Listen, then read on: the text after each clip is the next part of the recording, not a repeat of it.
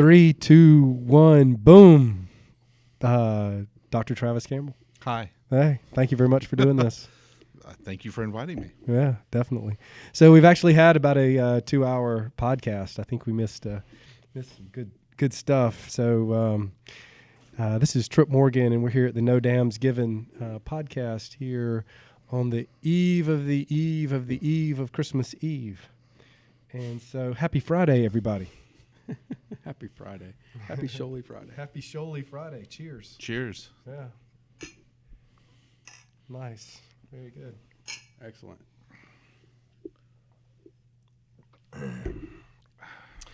We're here today with Dr. Travis Campbell, who has a degree in philosophy of religion? Philosophical theology. Philosophical theology. It's called other things, I guess. But. Yeah. And he also has a book coming out, The Wonderful Decree, Reconciling Sovereign Election and Universal Benevolence. When is that going to hit the shelves? I'm not sure. We're hoping for the spring of 2019, late spring. Really eat that microphone so we can... Spring of 19, yeah. Late spring. Yeah. So if it's not out by May, I would not be happy. Yeah. So we'd love to have you come back on and we can go back over the book in detail. You were explaining a little bit to me. So yeah. Considering your PhD, I assume your book has something to do with religion? Something. Yeah. So maybe the brief 90-mile overview. Yeah. The question is, it's really the perennial question that philosophers have always asked. Why do we live in a world that has so much evil and despair if it was created by a good God? Yeah. That's the question I'm wrestling with throughout. So. Not just you. Yeah, we're all wrestling with that one. But so that's kind of the question I'm wrestling with. Any answer I give, I guess we would get into a lot of... I don't know. We'd go down a lot of rabbit trails. So I'm sure we would. That's obviously enough material for a whole book. Probably more than the whole book. More than a whole book, yeah. So sounds like a awesome. series. Congratulations for that being finished. I hope it's as good as my book, Mere Christianity. Yeah. Y'all apparently we were joking. apparently they're under the apparently they're under the impression that I wrote that, and I will claim that is a product of my pen. Yeah, It was a wonderful sequel to Paradise Lost. Yes, I wrote that too, and I'm taking credit for a lot of things here. Nice. So, what a great transition into beer and religion. So, this holy topic. And the holy topic. So, you're not a beer connoisseur, you described. No, my wife is actually the beer connoisseur in our family, but I drink whatever we'll bring her on the podcast. Yeah, she's probably a better theologian than me, better beer connoisseur. But she when she buys something, I'm always ready to taste whatever she's whatever she's brought home from the store, some new beer, some new wine. Right. So tell me what you had today and how'd you like it? I had the Skywater and I loved it. I like Miller High Life. I like some of those light beers, and that was a really great taste for me. Yeah. So we actually went through the brewery, got a little tour and some education. Yeah, I learned a lot about how beer is made. I never appreciated it before. Yeah. So it was nice. And I'll tell you, it makes it taste better. Understanding, there's a lot that goes the phenomena or the experience of taste has a lot in how you understand what's going on. And First time I made macaroni and cheese, it tasted a lot better than ever before. That's true. That little packet with the powdery stuff. Yes. Yeah. That's just it really does it, doesn't it? That's just because you licked the packet. Yeah. Well, who doesn't? I know, exactly. So lots of things I wanted to talk about today. Today's probably a endeavor into my own likes or a delving down into my own likes. So he's been excited about this podcast for a while now. Yeah, even before we actually spoke it and got it scheduled. So some of my favorite things, just to think about, sit around and ponder, beer, obviously, religion, philosophy, and comic books. And so how do all of those things go together? and we're going to spin a yarn today and hit a whole bunch of fairly random subjects and try to make it seem, try to have some cohesion within all of those. I'm going to and pray the audience doesn't fall asleep. And pray the audience doesn't fall asleep. You know, we've got an audience of one, so I know there's at least one guy out there that'll look at it. And actually, I guess I lived it, so which is good enough. So beer and religion. There's lots of material down that rabbit hole. I did a little bit of research. I do like beer. The history of beer and how it has developed within our culture. Several of the things, key things in my mind, are how, number one, how beer really spread all over the world because it's three really easy ingredients. It's basically water, barley, and any kind of flavoring ingredient, the most common being hops. So hops and barley grow almost anywhere, although as everyone knows, they grow better in certain areas. And the terroir, which is the word that I was looking for earlier, the terroir of the region, will impart certain flavors. That's a good word. Yeah, I do like that word. Can you spell it? So that gets us into another. You've put me in a class of people now that can't spell, and so I'm actually disenfranchised by the fact that I can't spell. So I think that gives me a certain morality. I'll always remember the word though, because I love the Lord of the Rings, and I love when Saruman says "to war." Yeah, very good. So I Nice. now have a connection Wow. there. That's nice. What a great reference. So beer spread all over the world. The monks actually brewed beer and preserved beer brewing for a long time in Eastern and Northeastern Europe. A lot of the hops are hundreds, if not thousands, of years old in both Eastern and Western Europe, and the cultivars were promoted by the same monks. Part of the great history of that was that water itself was not safe back in that time, but certainly beer at a low alcohol level was safe, and so safe, potable, medicinally it wouldn't. So even if the water would kill you, you knew that the beer that the monk had would not. So that's. I guess it was it second behind wine. Second, only because the Italians had promoted how great wine was. He doesn't know what to say to that. No. Well, no, and that truly is part of the history of it. Wine is travels much better than beer does. You don't need refrigeration. You don't need refrigeration. That's exactly right. And Roman society had promoted and drank wine. And when they found the not Bavarians, but the people to the north who were not as cultured as the people in Rome, then that label has stuck even to today. So that's part of the reason beer is more associated with sort of gruff and not cultured, and wine is more associated with culture. But here at Pretoria Fields Collective, we're trying to change that thought and get people to think more about all of the aspects of beer and everything that goes into it. My favorite hymn is a beer hall tune. Originally. You sing it? Yeah. Well, it's "A Mighty Fortress Is Our God" by Martin Luther. Yeah, definitely. Yeah, it was a beer hall tune, and he just put the words to this old beer hall tune that they sang. Oh, awesome. I didn't know that. That's amazing. Yeah. Yeah. There we go. We learned at least one thing about beer and religion just now. The first thing that the Puritans did when they landed in Plymouth was to they started making beer. That was the first thing that they put up was a brewery. So. Thank God for the Puritans. Thank God for the Puritans. And Guinness, actually, I don't know if you read that article. Yes, I did. I enjoyed that. Yeah, so Guinness, the Irish, there was obviously rampant alcoholism among the in this Irish community, and I don't know what his first name was, but Guinness started the brewery to have a low alcohol alternative to the high alcohol drinks that were there. To promote sobriety.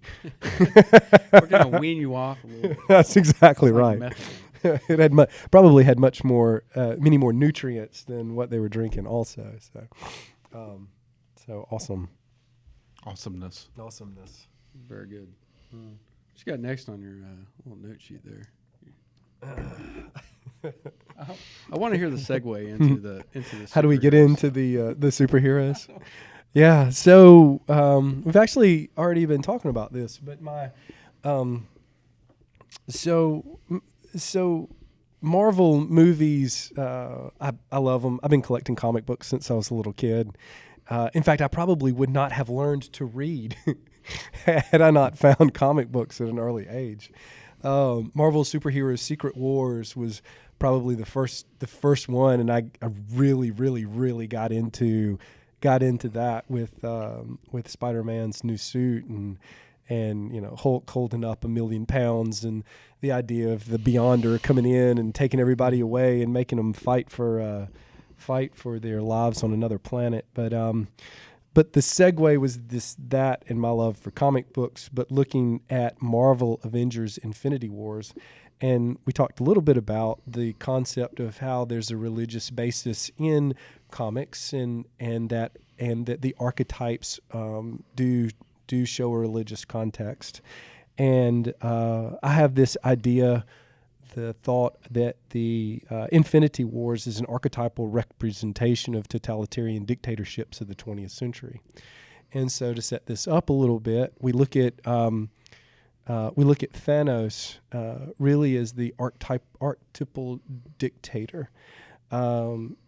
I think Thanos is not, if you look at his what happened to Thanos, he is not as worried about all of the people that he's trying to save as he is angry at the fact that his planet would not listen to him about what was going wrong with their planet and their use of resources. So I think that's a common thing in totalitarian society, is that they're not as worried about all of the poor people as they are angry at all of the other rich people who are affecting them. That's the first thing. When you look at how the movie opens, it's basically a priest in a pulpit telling everyone that he's just killed at how lucky they are were having to die for this die at the hands of Thanos, and how they have now been blessed by his beings, that their lives could actually have some sort of meaning. And then you move forward and contrast that with what really is the basis of many of these movies, as Dr. Campbell and I have talked about today, is this look at how group identity, and how looking at trying to do things for the benefit or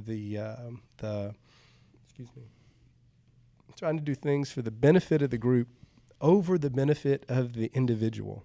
The greater good. The greater good versus the looking at how it affects each one of those people that he's killed.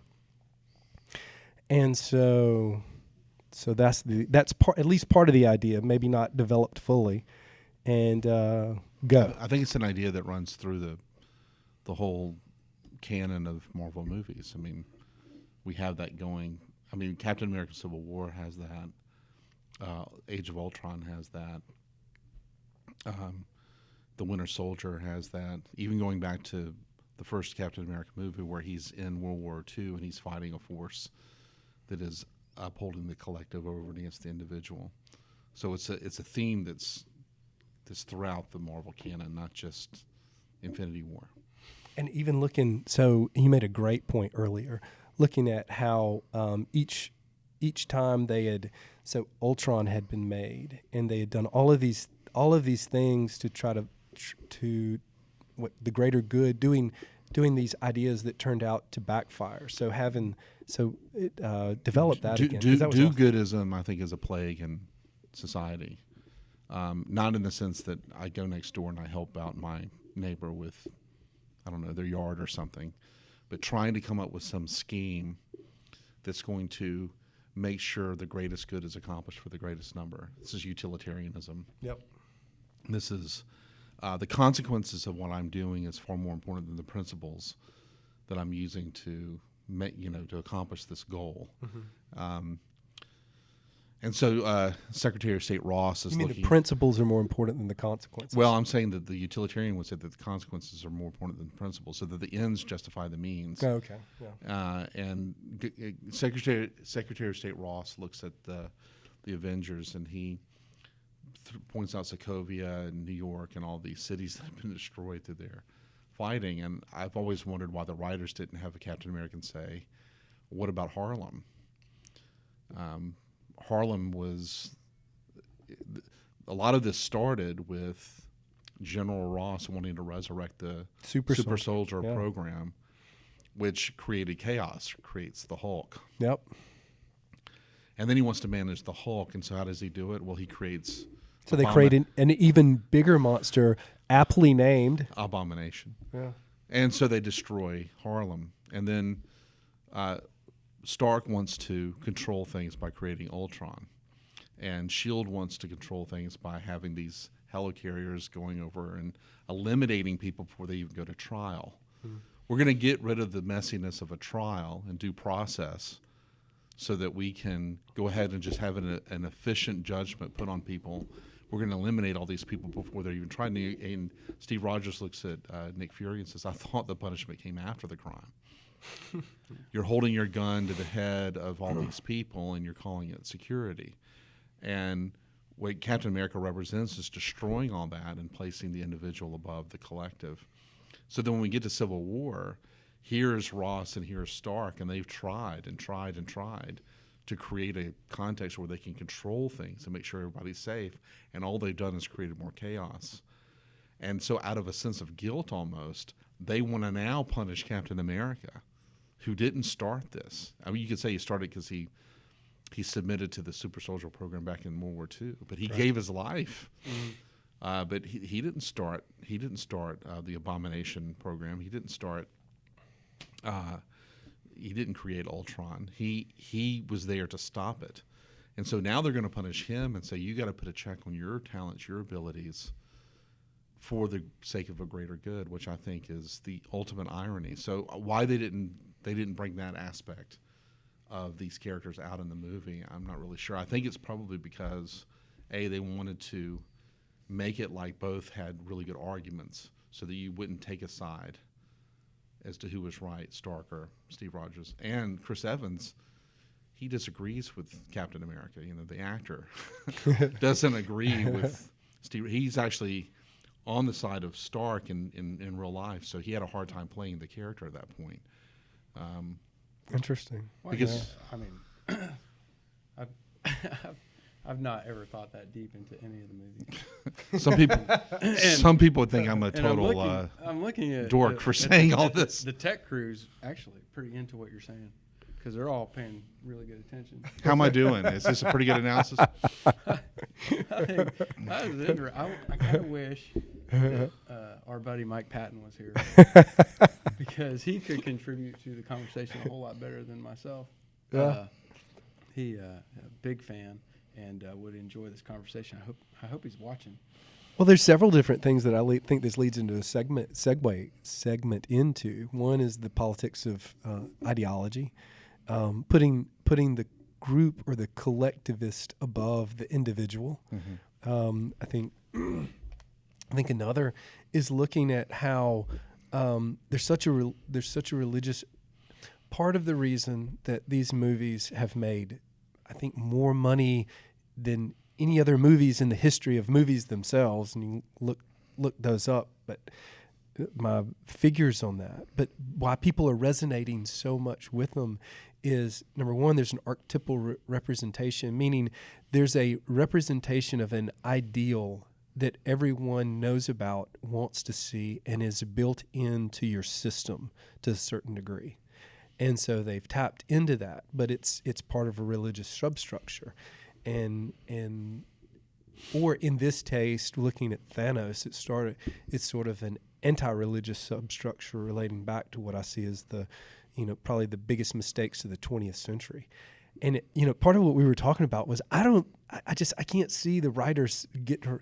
Like, to me, it's so evident of what they've written, but I don't know that I could see a bunch of the writers from Los Angeles or wherever they're from sitting around and thinking, oh yeah, let's talk about, this is obviously Solzhenitsyn and the Gulag Archipelago, and let's make sure we'll have this guy over here, and let's make sure that they're killing, in this case, trillions of beings. That not all of them are people, but it's for the collectivist good, not the rationale of the individual.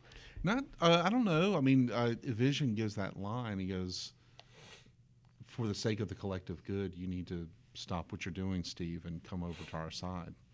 So those words are used there. Ultron says, I love the finality of the whole idea of a meteorite. God just throws a stone at the earth, wipes everything out, and we start over again. And Thanos, of course, carries that same philosophy. Snap my fingers. Everybody's done, and we start over again. But there's that huge scene where Vision tries to sacrifice itself, and then in the middle of Infinity War, and Steve Rogers says we don't trade lives. Yeah, there's a beginning. Yes, there's a beginning of the film where Loki says, "You will never be a god," and Steve Rogers the arc ends with Steve Rogers saying, "Oh my God," and then we end with Thanos sitting on his farm. Kind of like the old Cincinnatus, Roman times, the old warrior who goes back to his farm. Washington was kind of portrayed as a Cincinnatus. The warrior has done his job. Now he just goes back to the farm and lives a simple life. I have this idea around that, and it comes from the comic book version of Infinity War, is that the way that they got around this and the way that they eventually win is they convince Thanos that this was a bad idea.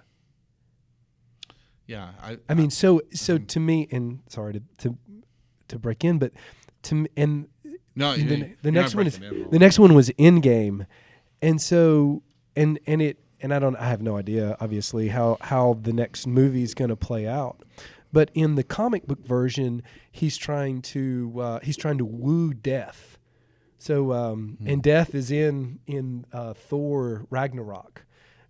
His sister is Death, who comes in. Well, in the comic book version, Thanos wants to kill everybody to woo Death, and in the end, he wins Hela, doesn't he? Yeah. I can't remember if he actually wins. Yeah, they're an item in the comic books in the end. But actually, I think she gets denied, or he denies her, and But anyway, whatever. But my thoughts are. Oh, I'm sure. Yeah, there's a lot. It's a soap opera. Yeah. But they do become an item for a while. But the Thanos is trying to control chaos. The chaos is always at arm's length. Right. And he's trying to control it. And he can't. Right. There's a series of comic books where the Hulk is his slave. He can't kill the Hulk. Thanos can beat him up, but he can't kill him. So he makes the Hulk his slave, and the slave's portrayed as got a chain around his neck, and Thanos has the chain, and he's sitting on his throne. And this is Thanos trying to reign in chaos. The Hulk represents chaos. Interesting. Well, but to take it back to the idea, you're great. That's fine. We to try to look at how it relates back to totalitarianism, I think, and this is something, and I think this is why this is a good segment or segue into what we're going to talk about today. You really have to destroy the idea. Otherwise, the idea becomes an infectious scourge. And so if you can get people, in this case Thanos, to understand that his idea is a bad one, then maybe we can change reality. And I don't know if that's how the next one's going to end, but I think certainly that plays into a lot of the what we're dealing with today when it comes to collectivism versus individuality and individual rights. Yeah, very good. I don't really know if Endgame ends that way. I will say your son has made fun of me for several weeks now because I promised I would not watch any trailers for any of the upcoming Marvel movies. I wanted to go in there and be fully surprised. And when the Endgame trailer came out, I lasted for 1 hour, and then I watched it. So yeah, I held out for an hour. Economic status in common. We had the Constitution, Declaration of Independence, and the founding documents of our country, and the ideals that were expressed in those is what gave us our unity. And so you could have, and it took a long time, and it was never perfected, but it took a long, the 19th century, we went through a civil war to guarantee this for everybody, and we kept fighting for it even further after that. But the whole point of it was you don't need to judge people on anything other than their expression of these values, and if you don't live according to these values, we call you a bad person.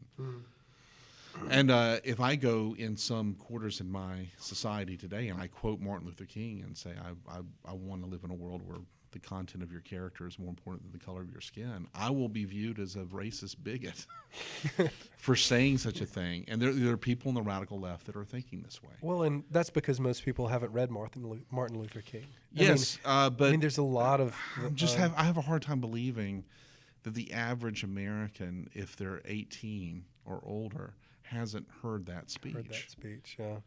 So you bring up the other point, which is the opposite of this politics of ideology, and I think it's certainly of the argument against it, which is this idea that the basis and fundamental moral structure is based within the individual. It's what really, it is a marvelous and it's an incredible ideal established over at least the last 2,000 years. It really established Western society and the structure of our society, and certainly it is what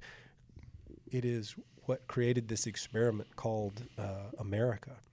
And so, but it is the anti argument, and I think it's really, and we talking about this a little bit earlier too, if they'll just take their intellectual argument a little bit farther, they actually end up at the individual. Mm-hmm. Because if you can group people in infinite number of ways. So you really can take and put people in an infinite number of categories: color, race, eye color, sexual orientation, what their likes and dislikes are. But at the end, you get to an infinite number. You actually come back to the individual, and therefore the end logic of their politics is that back at the basis of the individual being the locus of morality and reason once again. And so it's very interesting. It's almost like they either don't want to take their thought experiment to its end part, or it certainly benefits them not to, because of what we have said before about them being able to divide, conquer, and parcel the power out by not doing it. Yeah, I also think that if you took someone down that road, that logical road where you show that their views are self-defeating, they would accuse you of being a patriarchal bigot. I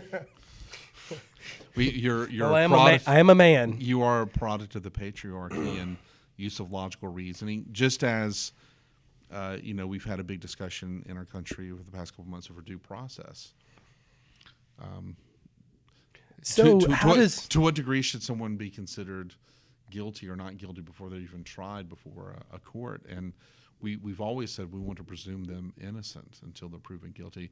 That was a radical concept in the 17th century when people would in the Middle Ages and up into the 17th century, it was not uncommon for a person to be walking down the street and a representative of the government with armed guards coming up to that person saying, "You're under arrest.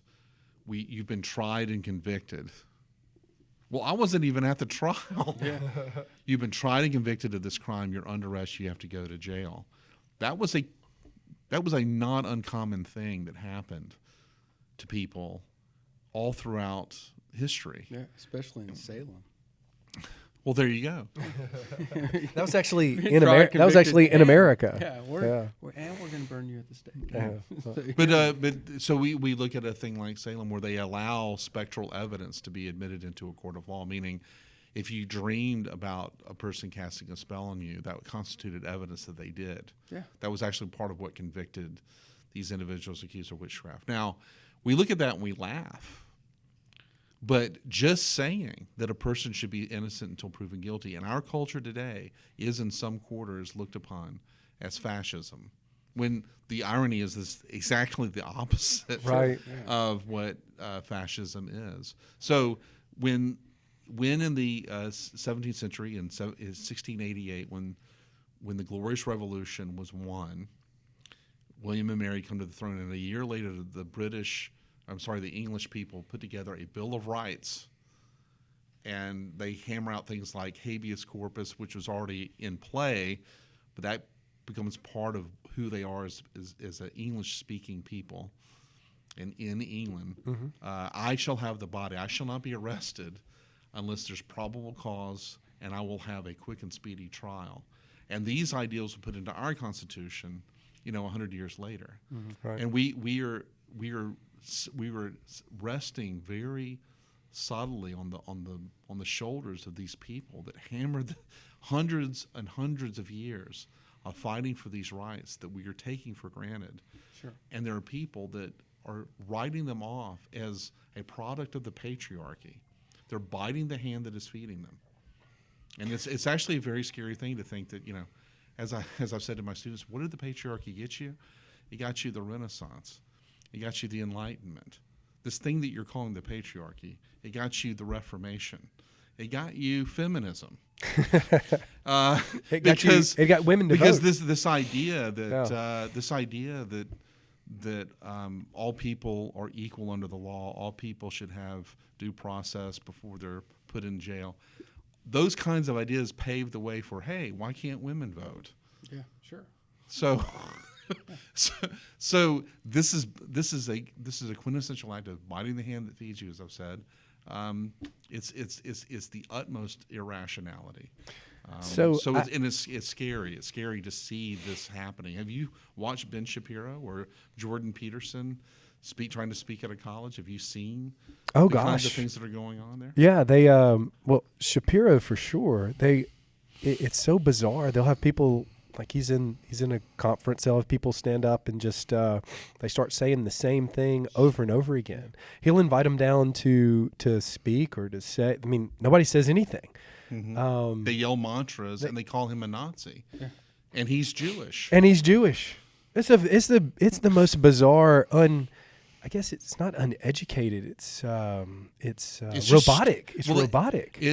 Let's call it what it is. It's stupid. It's It's stupid. It's the destruction of common sense. It's the refusal to use this mind that you have acquired, however you've acquired it. I would say God gave it to you. That too is a horrible statement in some quarters. But it's refusing to use the mind that you have to make a judgment about what's going on in the world. So the collectivist ideology versus the ideology that all morality lies within the individual. Mm-hmm. I personally feel that the idea of collectivism is very anti-Christian. It doesn't float well with Christ's teaching. Mm-hmm. If you take it logically, if you look at it from a philosophical point of view, then it doesn't work. It doesn't work well with how I read the Gospels and how I read Christ's teachings. Mm-hmm. From a scholar, am I right or am I way off? Because I've also heard, as we were talking before, that, we all, if you're truly Christian, we should walk in the fields running hand to hand and all cultivate together and mete out what we've done as one at the table later. And that sounds a lot like communism. Yeah. So help me work that out. And now we're thinking, we might be thinking a little bit out loud. So, well, I'm of the opinion, I embrace what is called the two kingdoms view of the relationship between church and culture. And by two kingdoms view, I mean that there is the kingdom of the world, and then there's the church, the kingdom of God. And you can belong to one in the sense that you can belong to the kingdom of the world without belonging to the kingdom of God. If you belong to the kingdom of God, you belong to both. And that's why I'm a big believer in the separation of church and state. So when you're talking about my duties as a Christian, I would speak of my duties to the church, my responsibilities before the church, how I'm to serve the collective good. This is a voluntary choice that I've made to join this community. And so there's nobody putting a gun to my head saying, you must go to church.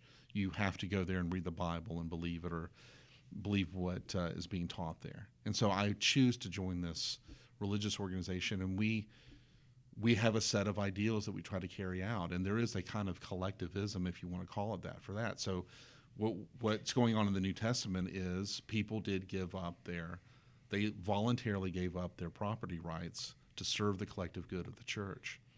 But that's a lot different thing than the state taking on the prerogative of forcing a person to give up his property rights to serve the kingdom of the world.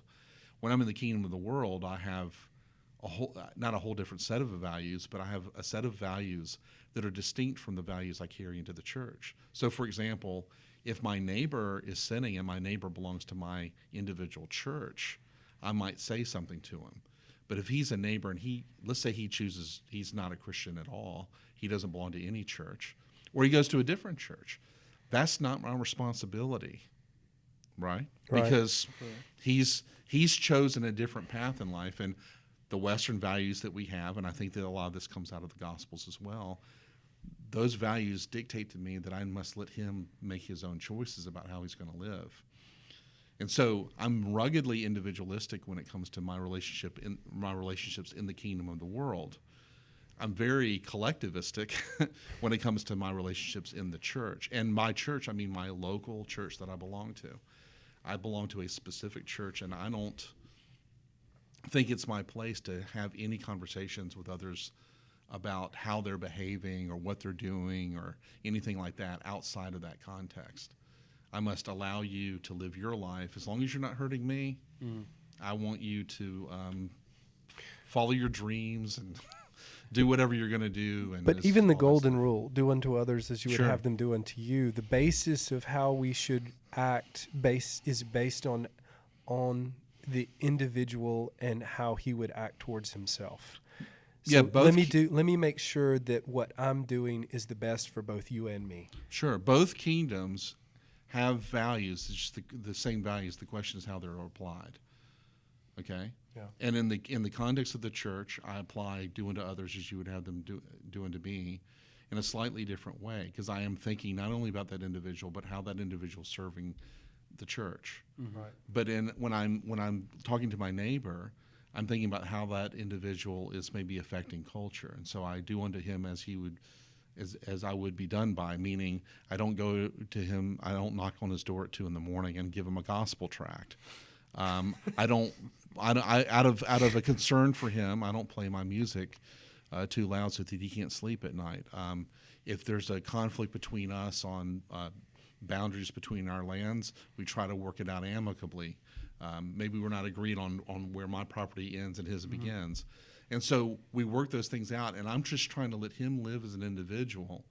And as long as he doesn't interfere with me or bother me, I respect his right. Why? Because I think that this individual living next door to me, I don't care who he is, who she is made in the image of God and therefore has intrinsic value. And it's by virtue of them being made in the image of God that I value them as an individual that they are, so that's why I allow him to do the things that he's going to do. So that was Aquinas's thoughts on how we live with non-Christians, right? Oh, and very, very much so. I mean, he would be upholding. This is how we not only live with non-Christians. This is how we live with interact with non-Christian philosophers. We embrace their attempts even to destroy Christianity, because of the God in them. Because of the image of God in them, and I would say all truth is God's truth. All truth meets at the top. And when a person gives an argument against Christianity, all that really is an opportunity for me to make my faith stronger. And so I should celebrate someone's right to say, write a book that's offensive to Christianity, right? Because we're all trying to get to the truth, and if this book is going to make any contribution to me, I'm going to read it. If he's right, I would like to think that I would end up accepting his conclusions. I don't think he's right, but usually I guess my point, there could be some right. But yeah, it doesn't have to. The whole doesn't have. There can be some rights within Absolutely. There. Like I really like a lot of the things Sam Harris says. I don't agree with him, but I think he's a super intelligent guy. Sure. As opposed to somebody like Jordan Peterson, who I agree with almost, I would say 95% of what he says.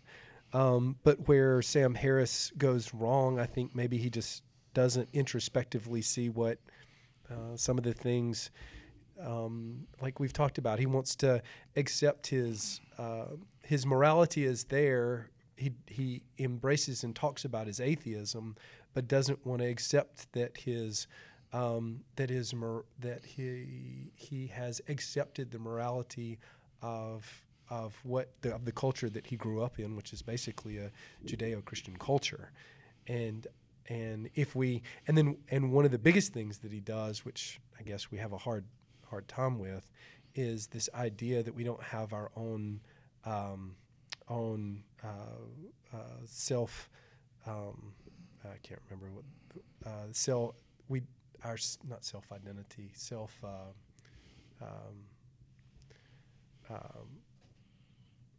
We do, our thoughts and actions are not our own; they're all predetermined. Mm-hmm. So, if we and he has to eliminate, to a large part, as far as the atheists go, they have to eliminate that to be able to get rid of God, because everything then is predetermined. We don't have our own. We didn't decide on our own actions, sure.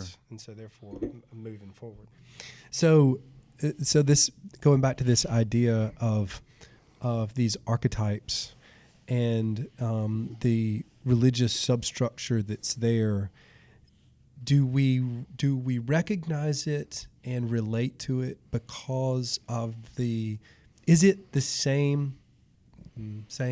Is it a similar thing that's inside us that we call natural law? Are we seeing those things acted out, and is that why that's why we gravitate to those stories so heavily? Yeah, I would say, yeah. As a friend of mine once said, who himself was a theologian, he said, "There's only one story." So we can go to the Harry Potter movies, and it was interesting when I first heard about Harry Potter. There were a lot of fundamentalist Christians decrying this story, but if you read the story, Harry Potter is a Christ figure. He has to sacrifice himself. Mm-hmm. He has to take on the sins of Voldemort to sacrifice himself. And in the book itself, he says to Voldemort, "Repent." He gives him a chance to repent and say he's sorry, but since he will not, ultimate judgment has to come upon him. And so all these Christian themes are there. One of the best pictures of evil. And we all have some devil inside of us. Right. And the best picture of evil that I've ever heard or had portrayed for me comes from those books, because every time Voldemort kills someone, he fractures his soul. And so what is the characteristic of a creature, especially one that is overcome with evil? What is evil? Evil is the fracturing of the soul. It's a lack of wholeness, a lack of being who you are. It's killing the spirit. It's all those things. That just struck me. Is that similar to was it Dostoevsky wrote the Brothers Karamazov? Yeah, Karamazov. Yeah. And the talking about, well, that wasn't the one with the murder, is it? Oh, that's Crime and Punishment. Crime and Punishment. So the idea that even if it's a completely amoral being who kills another human being, that person's soul is cracked. Like there's a change that happened. Sure. Even looking at all of that, there's something different about him from them forward. Yeah, the idea is and that's the idea personified, right? Yes, you never get away with what you do. You never get away with a crime. Yeah. There's no such thing as an innocent crime. I mean, Right. the two, obviously, because the two things are contradictory, but it's more than that. There's never such thing as a crime that you get away with. You Right. never get away with it. And Paul says this in Romans. He says, when the Gentiles who do not have the law of Moses do instinctively the things of the law, they show that they are a law unto themselves. And he's quoting or citing Aristotle. Aristotle says that the cultured and refined man is the one who acts as one who's a law to himself. And so this idea of a natural law was pervasive in the ancient world, that God has so created the world that these natural values are discoverable by the human mind. But they can't be made sense out of unless you say, well, there's a natural law, therefore there must be a supernatural lawgiver in which those laws are anchored. And if you lose, you at least have to have those two values for a society to work. A sense of value, transcendent value that are objectively true for everybody, and then a transcendent anchor for those values. You don't even have to have a full-blown theism, say Abrahamic theism or Christianity in particular, or even something like deism, which you have in Thomas Jefferson or Franklin or Thomas Paine. The Chinese had a sense of transcendent value. They had a kind of transcendence, but they didn't call it God. But they did say that these values that we're tapping into are anchored in that. And that's why their civilization was able to flourish. And as a Christian, I believe that this is common grace. God gives his grace to everybody so that societies can be built and flourished even if you don't have something like a Bible. Right. God gave these ideas to all of us, and Yeah. it's us. Hence, And so the Chinese is proving that he's made in the image of God when he expresses these values on some level. This is why I can be moved by a movie that's made in a Chinese context, even though I've never been to China. I don't know the language. And see a lot of the that same. stuff. I mean, what's crazy is you see a lot of the same ideas, a lot of Sure. the same philosophy, a lot of the same, especially when it comes to humanity. And they're struggling. I mean, it drives me crazy. They're struggling with it again. They now have concentration camps again in China. I mean, they're now talking about socialism again. And Christian churches are being persecuted. I mean, all we have to do, you talk about China being the second or maybe even the first largest economy in the world. Well, just wait, because they're going to destroy it. It is. I mean, they're going to try communism again, and they're going to destroy it. Either that, or they will, because for whatever reason, it seems like communism wants to malignantly multiply. It's almost like it is, in some words, a cancer. It likes to go out and see everybody in its own image. Before we offer a critique, I mean, we're kind of getting to the nitty-gritty here as to why we should have these discussions. Why do you think socialism is becoming so faddish among young people here in our culture? Because I honestly think because they've almost been given everything. Okay. And it's just they've got so much, and maybe they want to give. I don't know. It could come from a good place. Yeah, I think I honestly don't think it's malicious. No. Oh, I disagree with you 100%. Do you think that So when I the think- millennials are... I don't know about our our young people. Yeah, maybe even so, and because I think a lot of it is envy, and I think socialism comes from a point of envy in a lot of different ways. I think it goes back to do you like helping poor people, or are you pissed off that you're not rich? And so have I taken everything that God gave me and I've done the best with it? Or I'm really upset that Travis, who really isn't as smart as me and really isn't as That's true. It really isn't as really isn't as well educated. But he wrote True. a book. He wrote a book, Yeah.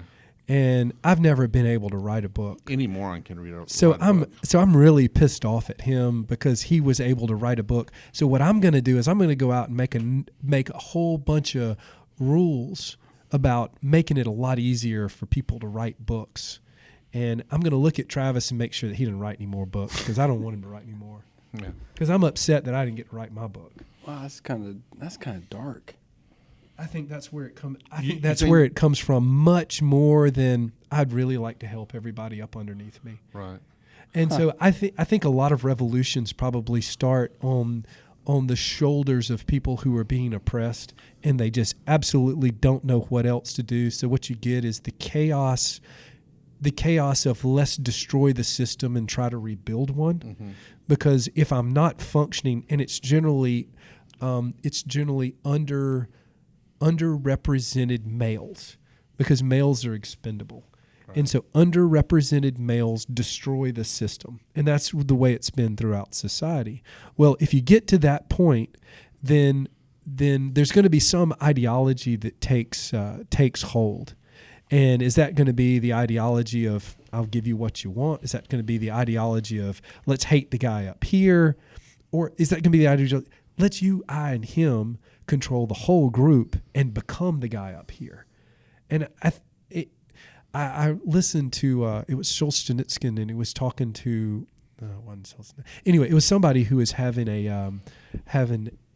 talking to Lenin, the Lenin who Vladimir Lenin, yeah, and he said he was talking about farmers, and it wasn't a very intellectual conversation.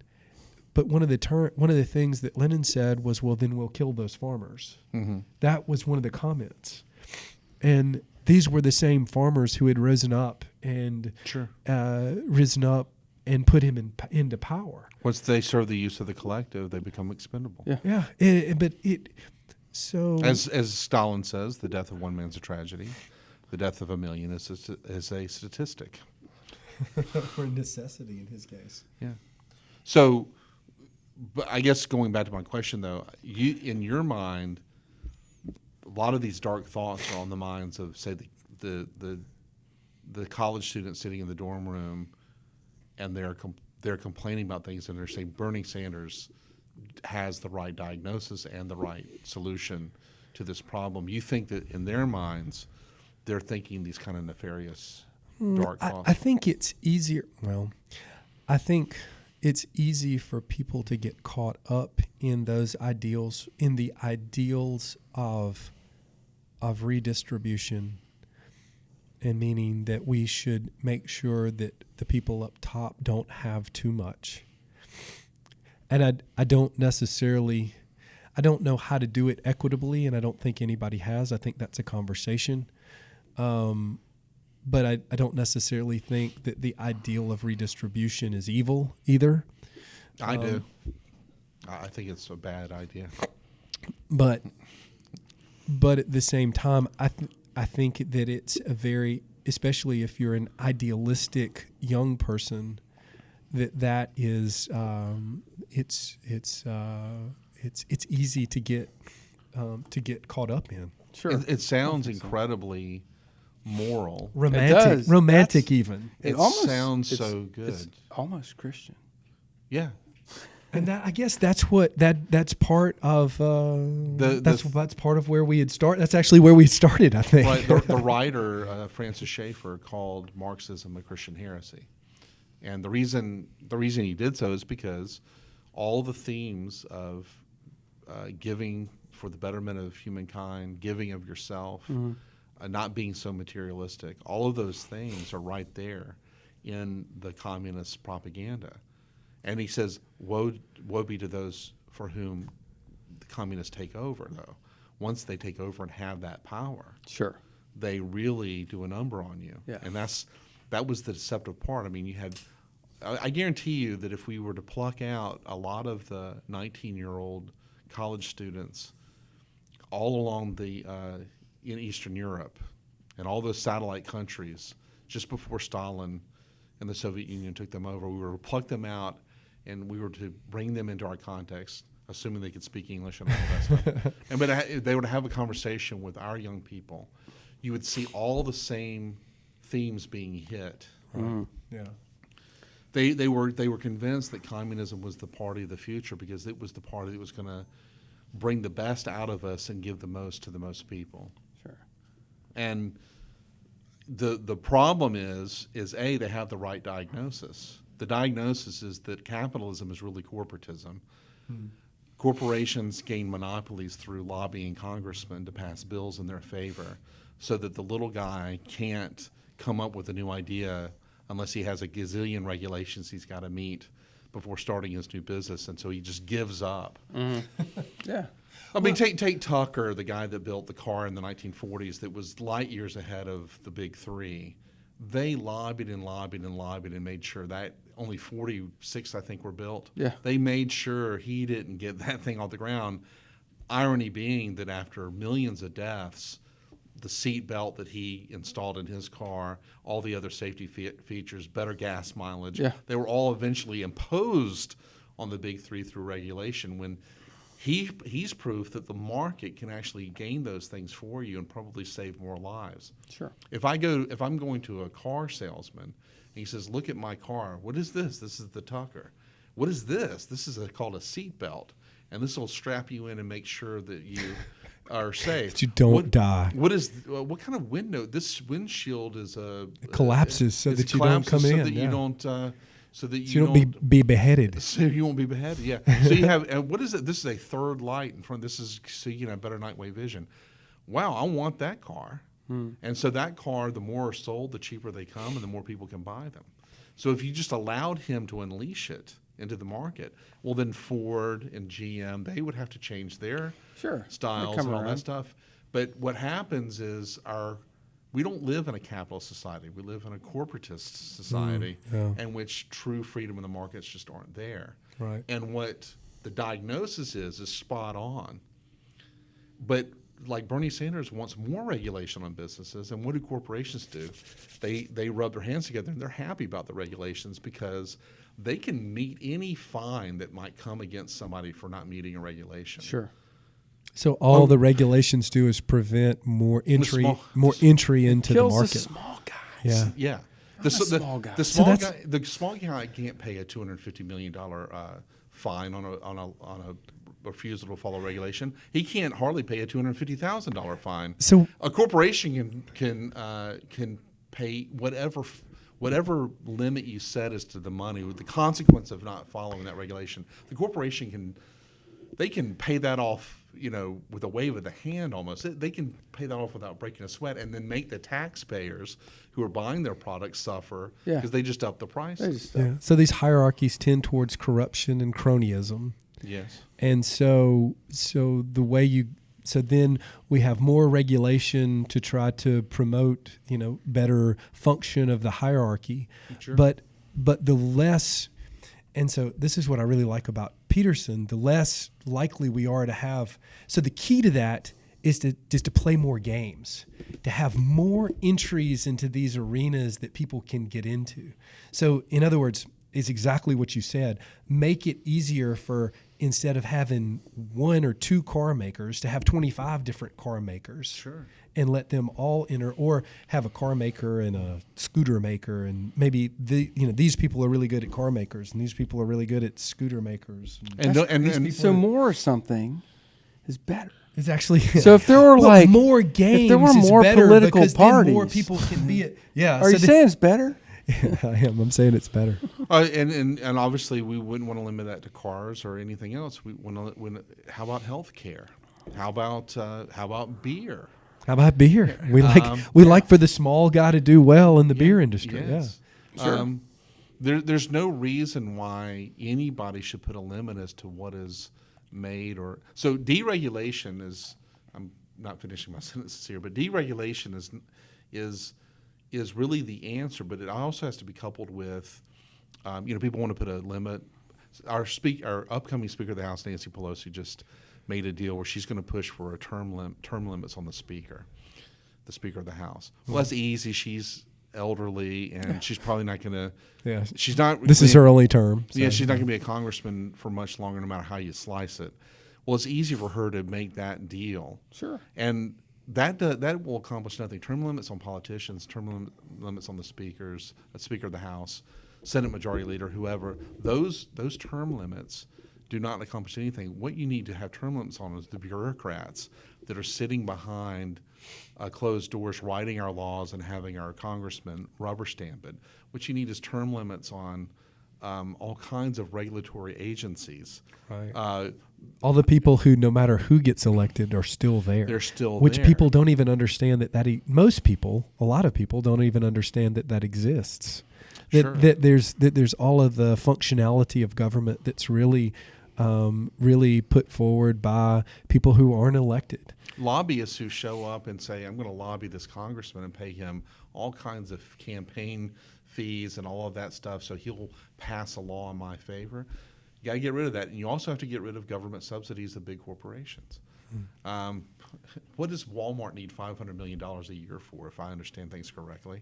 Why do they need that much money? I would like that much money. Because like half. Because they're Walmart. And yeah, and that's not a. Well, that brings us into a next segue.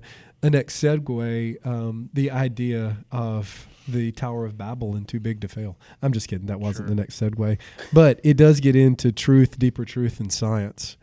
And so, one of the things that I really that I love about Christ and the Bible and the Gospels is how he spoke in parables. And I don't think I understood it as well as when I first started it as I do now. But tell me your take on interpretation, the idea or the difference between something being true, meaning, and this is I'm a scientist, so don't consider this a heresy because I think I accept almost all of the Judeo-Christian ethic, Sure. But I don't think the world was made in 7 days. Okay, so let's say that's the one part I don't necessarily like, and so, but I can see a truth that's there that's deeper than their cosmological theory. Mm-hmm. And so truth then, and by that I mean a deeper truth as God spoke the world into being, and this idea of speaking things and the spoken truth and how things become real once we name them, and understanding sort of the psychological truth or the truth behind the meaning of the words. And so and we see that a lot in mathematics. I mean, I think the truth of mathematics can be even higher than what the actual numbers are. And so maybe you can take away my heresy, but speak to the truth, the true truth, and then science, and how we should look at that in the context of the Bible. I follow the Belgic Confession, which says that God has given us two books, the book of nature and the book of Scripture. And because they come from one author, they're always going to be in harmony.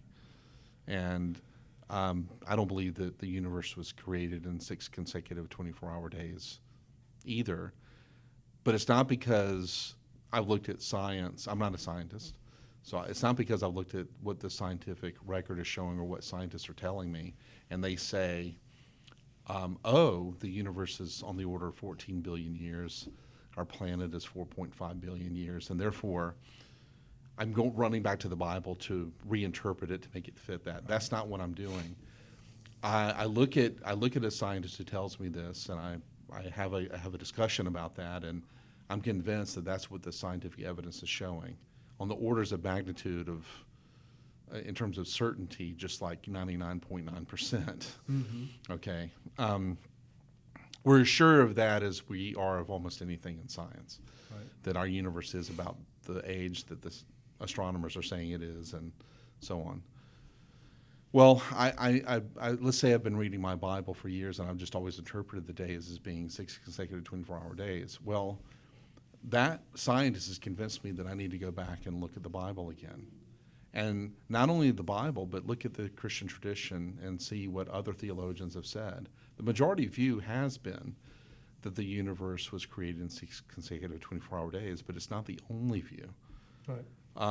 And so really what you're looking at is competing interpretations, and the question is which one is right. And it turns out that the minority of really excellent theologians, people like Augustine, people like Aquinas, who did not interpret the text as teaching 6 consecutive 24-hour day creationism, that they're actually right.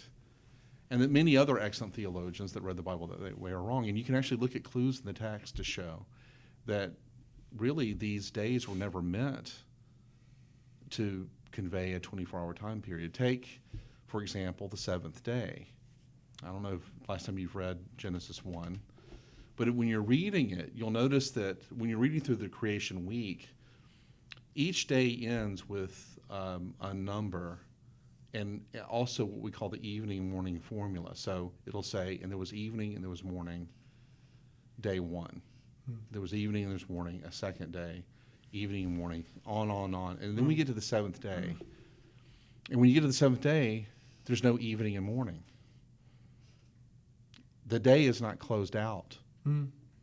What does that mean? Well, Hebrews 4 suggests that we're in that day. So we're in the 7th day right now as we speak. Yeah.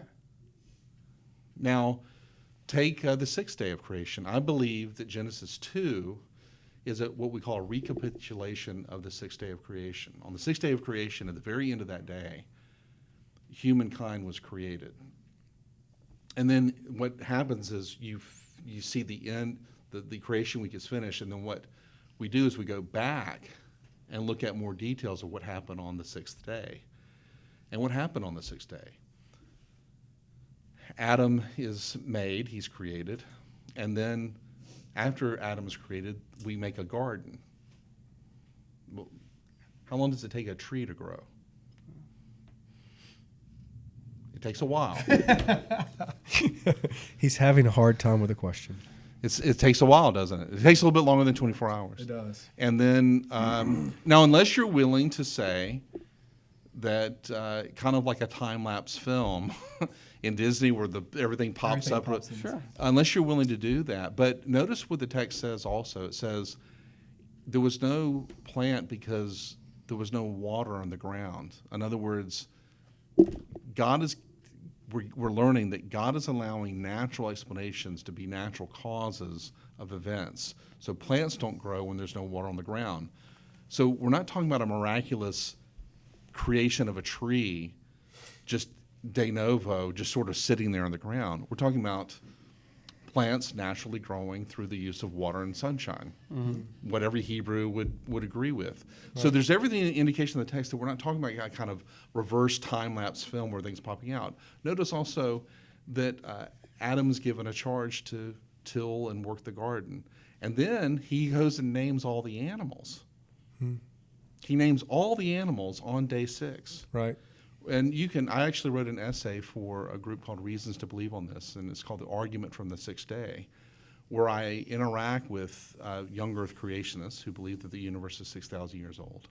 And they're trying to say, well, Adam named these animals very quickly, almost like a pet parade where they line up and he just goes, aardvark, dog, cat. And the way the text reads, rather, is Adam goes and names them. And for the Hebrew mindset, when you name something, it meant something. The name they took 8 days to name a child. On the 8th day, you're named and you're circumcised if you're male. Names meant something. Names reflected your character. Now, I'm not saying Adam waited 8 days before he named an animal, but surely he took time to sit and interact with the animal and give it its name to reflect the character of the animal. So just the naming part, if we're talking even if we're talking just 1,000 animals, that's going to take well over 24 hours to name all those animals. And there are conservatives who believe that it was at least 10,000 animals that he must have named. Right. So those two considerations alone give us a creation week that is far longer than 24 our day periods. These are eons. Each day represents an eon of creation, where God is bringing new species into existence. He's creating a habitable place for humanity to come, and he's doing that kind of process. He's engaged in that sort of work. So I have no problem reconciling the time limits set in science with the time limits suggested in the Bible. Oh, that's wonderful. Yeah. And it reminds me of this idea of God of the gaps, which they had talked about, or Daniel, I messed up his name earlier, Craig. William Lane Craig. William Lane Craig. Mm-hmm. And really we don't, and I hate the idea of God of the gaps, because I think all it is science we as trying to continue to learn things will constantly figure out why, as far as the material world, the observed world, how it can be looked at, and we'll explain how those material things work. I think the conceptual parts of it are much conceptual, meaning the God, the whys are much harder than the whats, and the hows, and to figure out.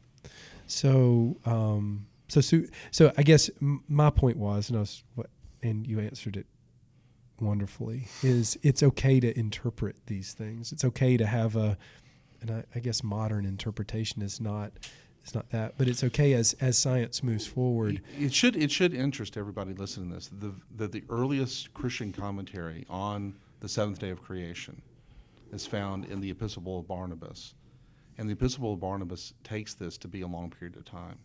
Yeah. So again, this is not running away from science and saying, oh, science has discovered this, so let me just conjure up an interpretation out of nowhere. This is me going to the text, looking at its content. Science has influenced me to give the text a second look. There's no doubt about that. In the same way that in the 16th century there was a serious debate as to whether the earth was the center of the universe or not. And there were theologians who were saying, when Joshua calls the sun to stand still, he's clearly causing the sun to stop its course going through the sky. Well, we've learned that there are other texts in Scripture that would suggest that there's more going on in our universe than that, and so we no longer think that Joshua literally commanded the sun to stand still. Yeah. In other words, what Copernicus discovered forced us, Copernicus, who was a committed Christian, Right. forced us to give the text a second look. And there are plenty of traditions, both Jewish and Christian, which interpreted the days this way, which interpreted the phenomena this way. So we're basically just opting for one tradition of interpretation over another. So I don't consider it a modern interpretation. I consider it a interpretation, minority to be sure, from the Christian tradition that I'm just adopting because it's been vindicated through an investigation of the scientific record. All right, so that was awesome. Appreciate the everything today. We've been going a little more than an hour, so need to call it a day. This has probably been one of the funnest podcasts I've done. Some of my favorite topics. I'd love to have you back on. Hopefully, it won't be as long as. Well, hopefully, your book will be out quick. Yeah, and then we can get you back on, and we can talk about your book and some of these other subjects. But Merry Christmas. Hey, Merry Christmas to y'all. Merry Christmas. Merry Christmas. Yeah, thank you for doing it. Appreciate it. Sure. Yeah, Thank you. Yes, sir. Enjoyed it. Yeah, enjoyed it.